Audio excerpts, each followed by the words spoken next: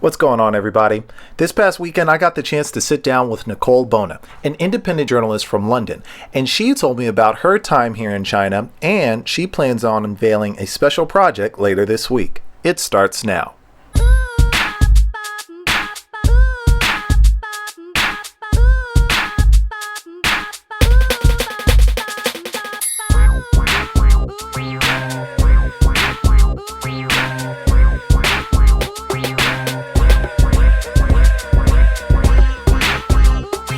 What's going on, everybody? Today I am joined by Nicole Bonnah, an independent journalist based in Beijing. How are you doing today, Nicole? I'm doing very well, Mr. Beasley. How are you? Doing pretty good. Enjoying this very clear weather after all of that rain from yesterday, Yeah, which was really crazy. But yeah, other than that, I'm doing pretty well. How about you? awesome. Yeah, I'm a little tired. Work is going. I'm very busy at the moment, but other than that, all is well. Okay. All right.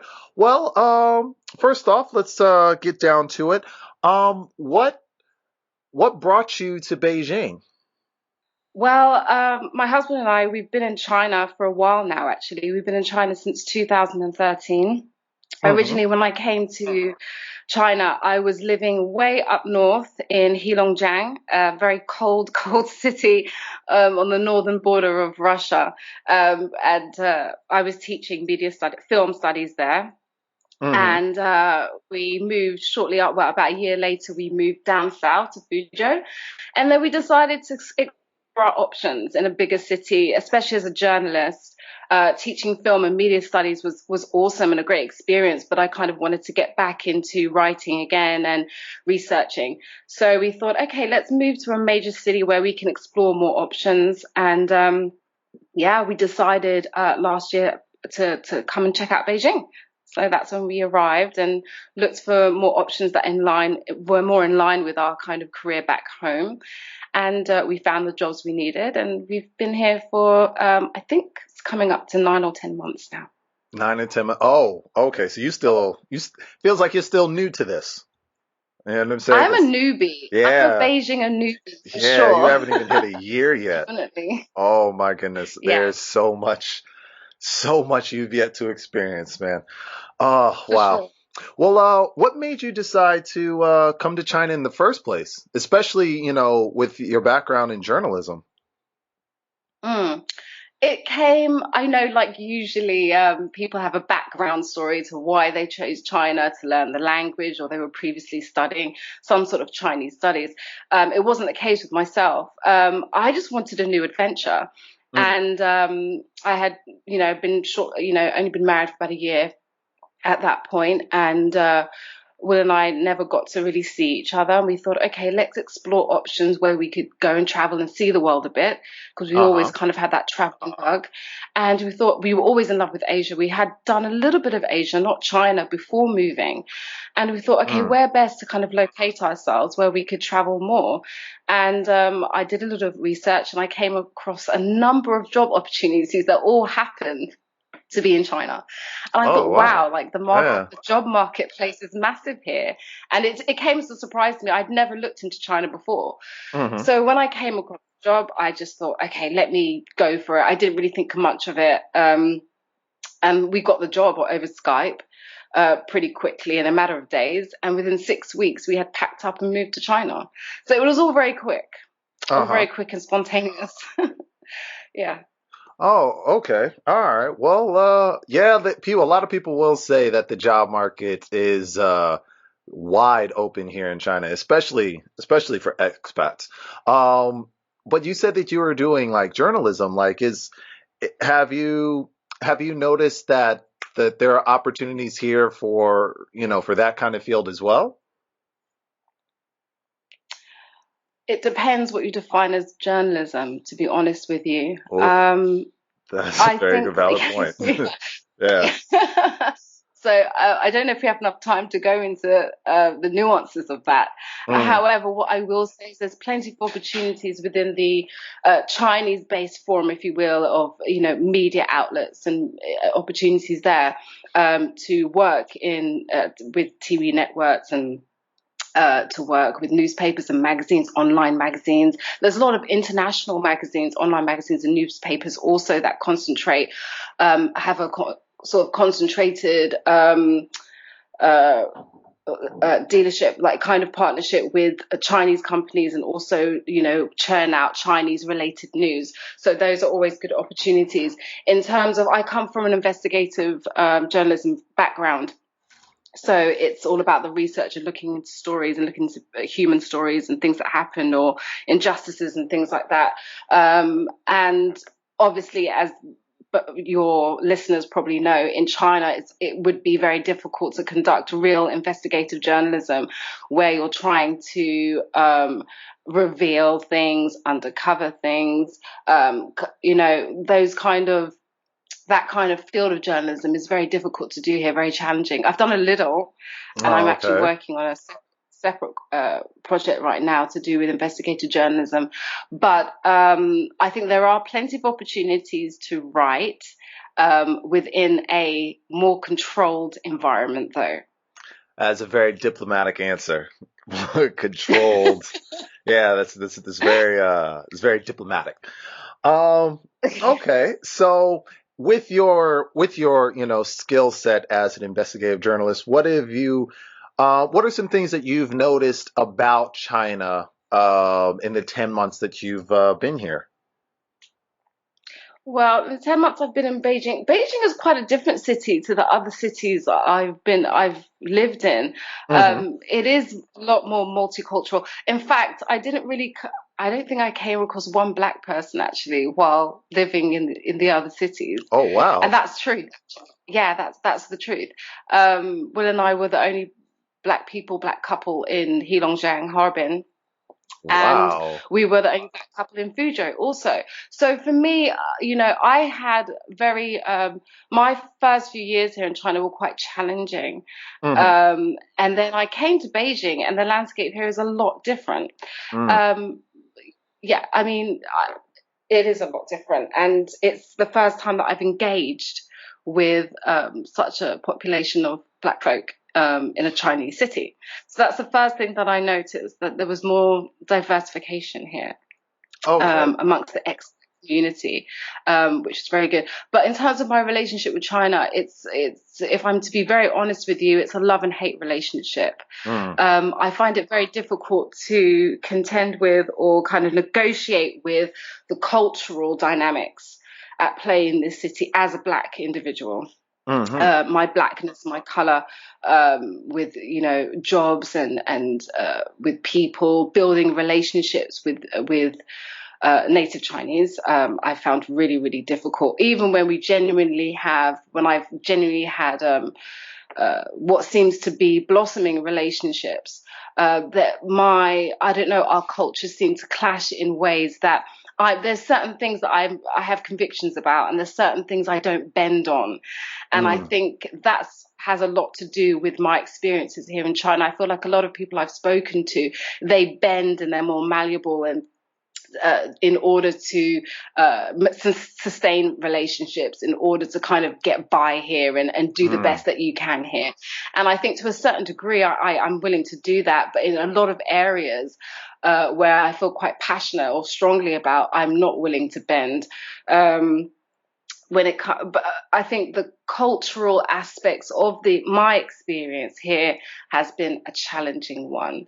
Um, People's scope, the broadness in which they think about things, bothers me. And obviously, I'm seeing with a different lens here. I'm seeing from a different lens because of my background, and I think that's something I have to mention and bring to the forefront. But I'm just talking about my personal feelings. So, although of course we have to think about which ways we are looking at things and how we're looking at things because of our personal frame of reference is all Hmm. true.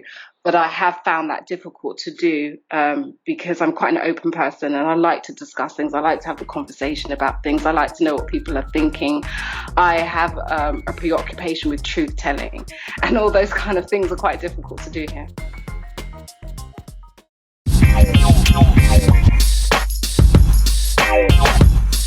Thanks for checking out another episode of the No Name Podcast, or NNP. We value our platform and are working to bring you the best show possible. Now you can help make that happen. If you like what you've heard or have an idea to make it better, feel free to follow us on Wechat, Twitter, and Instagram at bizunsasha, BIZUNSASHA, and tell us what you think. Or you can send us an email at nonamepodcast123@gmail.com. NNP, many voices, one sound. Peace. Okay, so have you noticed a difference between, well, how do I say this? Like you were saying, has your blackness, is there like a unique, how do I want to say this? Because the idea is there. So is your blackness seen in a unique way compared to the other places that you've traveled? In some respects, You understand what I'm trying to yes. In say? others, not. Okay. Yeah, I get what you're saying. Okay. Yeah. In some respects, yes. I think blackness in some regards in many parts of the world is fetishized, and a lot of it is seen as exotic and otherness in a beautiful way, and in a, and that does, in some ways, that does exist here. However, what I will say is that it took me to fly halfway across the world here to China to truly experience real discrimination. Really? And people often think that's really bizarre. And they kind of want me to explain how that happens. I'm from the city of London, and London in itself has a very unique attitude and kind of aura in respect to multiculturalism. And I've never really experienced, I'm not saying that racism doesn't exist in the UK. Of course it does. It exists in London. It exists all over the world. In every country, I believe there's racism. However, we have a culture there that a London culture that overrides this feeling of not wanting to accept others simply based on the color of their skin. We've been a melting pot of diverse cultures and religions for centuries now. And I think that has a lot to play with our adapting to a new hybrid culture that I think exists in London now, where really people don't, color is there, and I believe in seeing in color. When people say I don't see in color, for me that's complete nonsense. Yeah. I think we should see in color. I think we should see difference. I think we should embrace difference, and that's kind of the culture where I come from in London. Never had a problem getting a job. Never woke up in the morning and thought, right, how is my blackness going to affect me today? And I only felt that way here in China. Wow. And I broke down many times with my husband and said, I don't know if I can do this. I've never woken up many times here in China thinking about to approach a job interview, about to meet somebody, about to share my work with somebody, about to send an article to somebody. And the first thing that comes to my mind is, how is my blackness going to affect this situation? And how can I bypass it? And I've never had that. I've never had to deal with that. And so that's all very new to me. In China, being in China. And I think having to double think, having to rethink things simply because of something I cannot change and something that I'm very proud of. Yeah. And having to do that and negotiate my blackness with people, that's been frustrating me. That has been a frustrated situation. And also I think has a lot to do with maybe some of my inabilities to sustain some of the relationships I did want to sustain with Chinese friends. Really? So that's actually affected personal relationships that you tried to create here?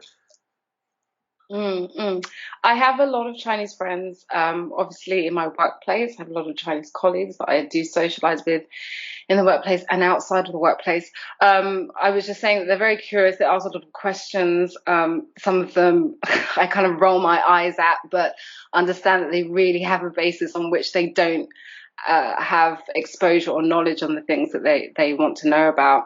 And I think my relationship sometimes has been thwarted by them not really seeing things through my eyes, or not the Uh-huh. unwillingness to see how things are not as perfect as they would like to think here in terms of attitudes and perceptions, Mm. and not being able to kind of meet me halfway on those things, particularly as a writer.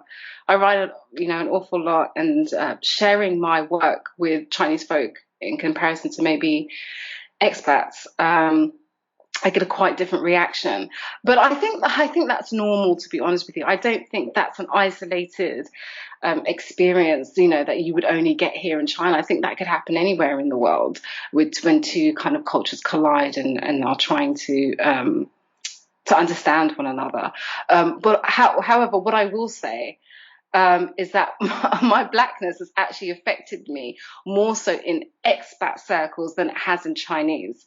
And what I mean by that is that it took me to come to China again to be around white folk and people from other parts of the world, who are not from the African continent, or black in color or race or culture, to experience true ignorance, Mm. um, and to come across circles where it's not plain to see, but as a black person, you can see that this person has a problem with blackness and black people. And I can spend 5 minutes with someone and know whether they actually have black friends. And that was shocking. Again, Really? yeah, coming from London, where I have white friends, I have Indian friends, Pakistani friends, Greek friends, so I run in very mixed circles back home. So when I came to China and I started kind of socializing in expat circles and communities, I just presumed that, it would be of a very similar experience. But I Mm. found that a lot of my white friends, a lot of my Italian friends, my Spanish friends that I've met here, they actually back home have never spent any time with a black person. Really? Like Me, never? like never, Never at all. like never. And I'm sorry to say, also the United States of America. Yeah, I've met a lot this of is white. true. I'm not gonna lie. Those people do exist. They usually live in the flyover states, but that is a it's thing. it's shocking. It's like I asked a friend one day, I won't say his name, and we've Hmm. become very close, and I love him to pieces. But I asked him when we first met, I said, so I was like, I'm quite forward with my questioning. I think that comes from my journalistic background. But I said, okay, so do you have any black friends? Do you hang around with black people back home? He's like, yeah, I hang around with black people back home. I'm like, okay, so in what circumstances do you hang around with black people? Where are your black friends? Well, I used to work with a black guy. And I'm like, that is not the same thing. No, no. That's like showing a picture of your black waiter and saying, yeah, I see him twice a week at the restaurant. I'm friends, and those kind of situations I find bemusing and Yeah. have affected me quite a bit here. Yeah, I've noticed that too, that a lot of people, or a lot of black people, their circles usually get a lot darker when we come out here. That's just something I noticed. Like, I know that's been the case with me. Um, my circle got a lot darker um, when I came out here, because, like you said, there's just something about the experience that we go through. Do you think it's a unique experience? Like, do you think this is something other expats don't really deal with as far as coming to China? Like, their white, like if a white expat came here, like you think like their whiteness would affect them in the same way that our blackness does? Absolutely not. And I've had Mm. this discussion with a lot of my white friends who, surprisingly to me, sometimes just don't get it. Yeah. A lot of the time when I share my experiences with my white friends who live here in China, the first thing 99% of the time I get is, oh, I also go through that. Mm. I also have fingers pointed at me. I also get photos taken. Now, that all may be true, right? That all Yeah. may be true. I understand that whiteness is also seen as something very unique here and something that people are very interested in and are curious by. However, let's look at the foundations of where that reaction comes from. Okay, Mm-hmm. you're not necessarily, a white person is not necessarily having a photo taken because they're seen as because people want to ridicule, because people maybe want to stereotype, because people maybe want to make fun, because people are finding your color amusing. You're having pictures taken because you're in a status of power here. And I think we have to really think about white privilege, which is a Mm. discussion that is had in many parts of the Western world, but is not really had here. Not that I've come across anyway. Is had here in China. White privilege is even more a part of the white experience here than any other place I've traveled to. They are seen, and in centuries, if you read and you look into the history of travel, of people traveling to the East, you'll find that white people were always put on a pedestal. They were almost seen as godlike. In fact, a lot of travelers wanted to be perceived this way and took it upon themselves to kind of perpetuate that way of thinking in the East. When they Mm. see whiteness, they see power, they see prestige, they see beauty.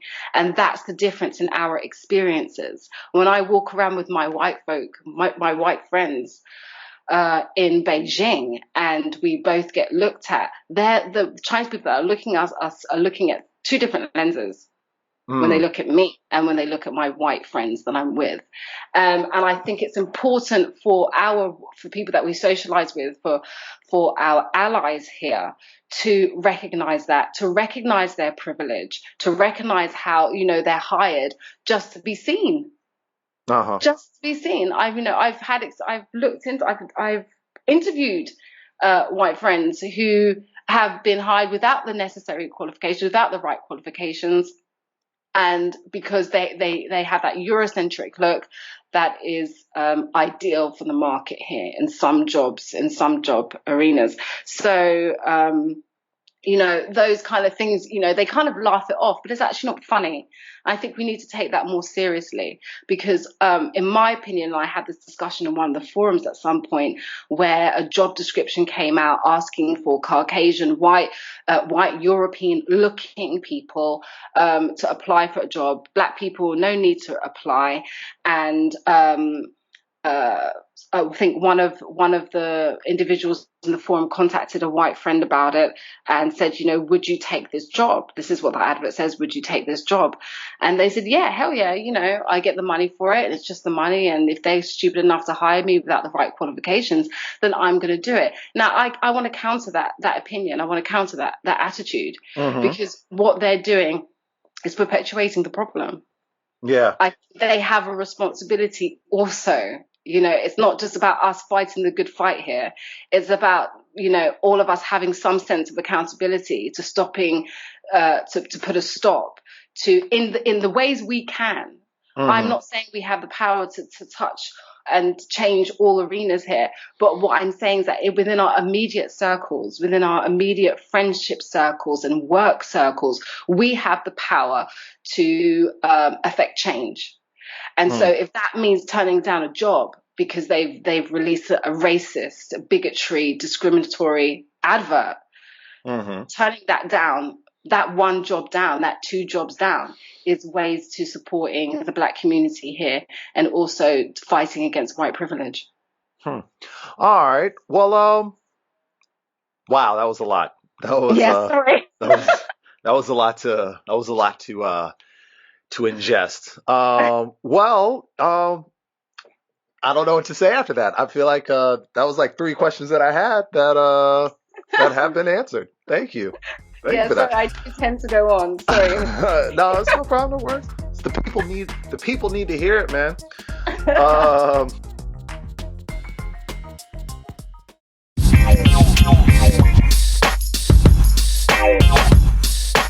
You're listening to another episode of the No Name Podcast, or NNP. NNP is a show that aims to bring the world's Black diaspora to the forefront and highlights their unique lifestyles while connecting their common cultures. The perspectives of the diaspora are valuable, and no one can tell our stories better than us. So thanks for hearing ours. We appreciate your support and encourage you to share. NNP, many voices, one sound. Peace.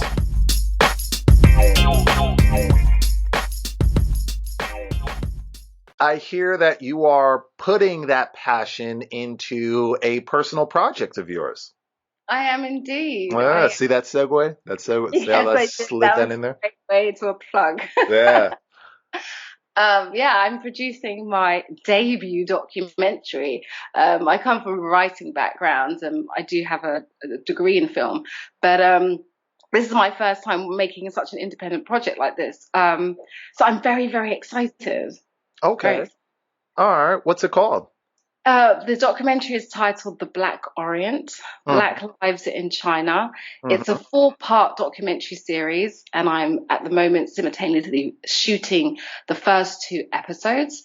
I'll just give you a very brief breakdown. So the 4-part series is broken down into 4 episodes. The first being Beijing and I, which is an episode which follows 8 individuals here in the city, and kind of covers and looks into their relationship with the city in social and work spaces, and what their Black experience is here in the capital. The second is Chocolate City and Africans in an African community in Guangzhou. I'm sure people are very aware of the large-scale African migration that's happening to the southern city of Guangzhou here in China. An estimated 200,000 African migrants are working and living in the city. Wow. I mean, that's a lot of people from the continent working and living. I mean, when you think about it, in London, 7% of the population is made up of Africans only, about 6,000. So we have about 6,000 people from the African continent living in London. We have 200,000 living here in China. It's the largest Asian population in the East. Wow. So I never really heard the number behind it. But yeah, like I always knew it was a lot, but 200,000. Yeah. And I actually think that's an underestimation actually in my research, in my opinion. I think it's way over that. I think it's more than that. Official statistics say it's 16,000, but nothing really here is official. Yeah. And I think I don't think the government really wants to highlight the African presence here, the large African presence here in China. So anyway, so that's the second one, and I'll be interviewing individuals there, and have already shot in Guangzhou actually, which is a wonderful city actually. I really enjoyed my time there. The third one is Yellow Fever. I think that's self-explanatory. That's about interracial love. Oh, okay. Yeah. Because it could go one or two ways. So yeah. It can. This is a difficult one to tackle actually, because I don't know whether you know, but in Beijing there's I met with the wife of a basketball player, a Chinese woman. Who's married to an African-American dude. And man, sorry, I don't know if I should use the word dude. I don't know if that's offensive. She was very interesting to sit down with. She was the gatekeeper, if you like, to this, what I call underground movement of these very young, attractive Chinese women seeking out Black men to date and to marry. Really? Yes. Underground movement? I would call it underground movement because it's not visually there. Yeah. Still tangible, right? Like you go to Guangzhou, you see it. It's just so obvious. Yeah. It's right there before your eyes. But here in Beijing, I mean, when my friend wanted to introduce me to this lady, I thought, I just don't see it. I mean, I've seen a couple. I can count. It's 2. I've seen a Chinese guy with a black girl, and I've seen one Chinese guy with a black girl in a restaurant. Those are my 2 times visually seeing, interracial couple. Yeah. She was like, no. And then she showed me reams of footage, photos of them barbecuing on the outskirts of Beijing. and it's just like 30 black guys with their Chinese wives barbecue Really? on the outskirts of Beijing. Yeah. So I'm just really interested in just going, moving and building relationships in that community, Hmm. where they socialize, what they do, why, how, why are Chinese women seeking out black guys today? Is it all about this fetish? You Yeah, know, yeah, yeah. man, the gaze on the black man has always been that of fetishizing that the Uh-huh. image of the black man, and obviously we all know that the black man has a lot more to give than the physical Hmm. aspects of any kind of relationship. Hmm. So the black mind is an incredible one, and it's just interesting for me to see because I think it's quite a new phenomenon, and I want to know more about that. And also in Guangzhou, when I was filming, I saw a lot of Afro Chinese babies and children.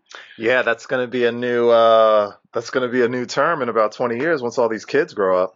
It is indeed. Yeah. And I just want to know about their relationship, their schooling, if they're offered the Hao Kao, which means they're entitled to education here and housing and all those kind of things, which the research I'm doing and the people I'm speaking to, those children are denied access to those things, even though they're part Chinese. So that's something that I would like to explore.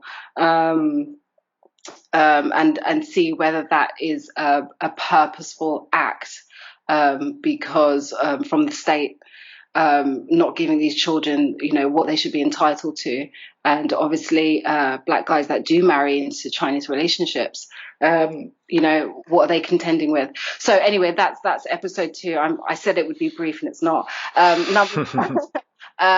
the fourth one is called Black Ghost. And that's going to be a more concentrated effort on looking at racism, not just in major cities, but in provinces. Not so much racism, but people's perceptions. I want to go into smaller provinces and really talk to locals about their perception and ideals of beauty and race and things like that. I will be going to some of the major cities as well, like Shanghai. But I just want to explore that more and get people's perceptions, perspectives, not necessarily just black folk, but also Chinese folk and other expats. Okay. All right. Wow. This sounds like a pretty thick documentary. Yeah, it's got Yeah. a lot of scope. It's going to take time. I hope to be wrapped up this time next year with all 4 episodes. The first 2 will probably be finished by the end of this year. So it's big scope, but with dedication, hard work, anything can be done. This is very true. Okay. Do you have anything going on this week regarding the documentary? I do indeed. There is going to be a screening of the trailer and a fundraising event that will be held at the Bookworm in Sanlitun on Thursday the 16th at 6:30. It will have members who are contributing to the documentary. Participants will be there. We will have an exhibit from artist Li Dong, who also features in the documentary. He spent 8 months living amongst the African community. He's a native Chinese man, and he built some really great relationships and did a wonderful display of photos in Brussels and also here in China and I believe Paris. And so he's going to be showcasing his work before the screening. We will, I have another video as well that I'm going to be showing, a montage of some home videos of some of the people that are involved in the documentary. We're going to have a panel discussion, and we are also going to have a Q&A session. So it's going to be really informative, engaging, and exciting time. And I'm looking forward to kind of just getting the word out there and giving you guys a bit of a teaser. Okay. All right. Cool, cool, cool. It's a free event. Free event. Oh, It's okay. free. It's And free. All right. Yeah, we probably should have led with that. we Uh, probably should have started with that part. yeah. Okay. All right. That's good to know. It's, So if it's people in the city want to check it out, they can just drop into the Bookworm and see what's going on. Absolutely, they can drop in. I think I've got some people RSVPing. I sent out some invitations in some of the related forums, but it is open. The Bookworm have actually opened it to the public. So therefore, if anyone's listening to this and wants to drop by, then they should indeed do that.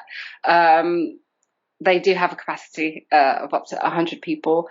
I have had a lot of RSVPing. There's going to be some media coverage of the event also. So I do still encourage people to come. But yeah, they can also contact me at theblack.orient@gmail.com. If you guys want to email in your RSVP, then you can always do that also. So, but yeah, definitely come along. All right, that is good to know. Do you how can people get in contact with you? Sure. I think that you can follow me on Twitter at nbonnah, BONNAH at nbonnah. And I think that's the best way to kind of follow and see the kind of work that I'm doing. I also have a blog, www.blackliveinchina.wordpress.com. And so you can check out my blog and some of the articles on there. Send me a message on Twitter or something like that. So that's a good way. All right, cool. All right, one last thing. What would you tell the young up and comers who have just stepped off the plane in Beijing? What is some advice that you would give them? Head up, shoulders back. All right. No, I think on a serious note, be prepared to be challenged. Uh-huh. Be prepared to have those ups and downs, but also be prepared to experience great triumphs.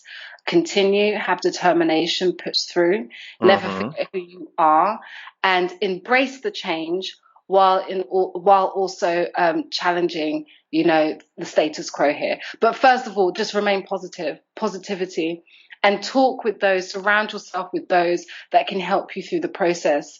Having a network around you is just incredibly invaluable. Okay. All right. That sounds very good. All right. Thank you very much, Nicole Bonnah. Thank you very much for having me. Of the Black Orient. And we will be looking forward to this screening. And yeah, man, we wish you nothing but success. Thank you so much for the support, and thank you for having me on your show to talk about me and my projects. Thank you. All right. And we'll talk to you later. Awesome. All right. See you. Thank you for coming. Bye. Bye-bye.